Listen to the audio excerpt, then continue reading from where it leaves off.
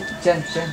Kay Good Evening. Kasi nasa gitna pa tayo ng Graduation kaninang pagdating namin sa school, nagmamadali ako. Mag-start na yung program. Tapos habang program na, bilisan na, gusto ko nang kunin yung diploma ko. Tapos after nung binigay yung diploma, nakaupo lang kami, tinititigan lang namin. Hanggang sa nag-proceed na dun sa ibang parts ng program. Tapos biglang bumilis na. Tapos ako parang, magalan nyo muna kasi nag-graduate na pala kami. Ganyan. Tapos, valedictorian address pa lang, umiiyak na ako. Kasi yung sinasabi nyo sa speech, umiiyak na ako, yung panyo ko basang-basa na.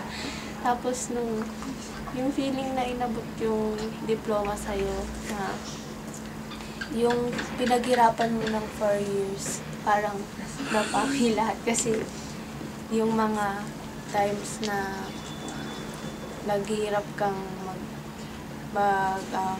pass na requirements, magpuyat mo na nung binigay na yun, parang worth it pala yung pagod mo ng 4 years.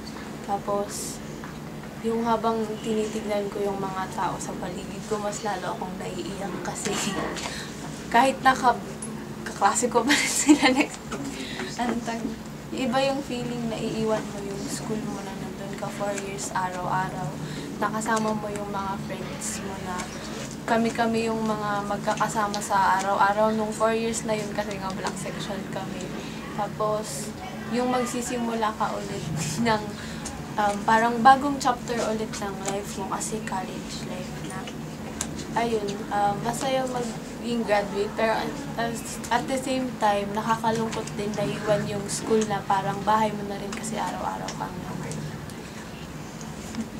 Wala.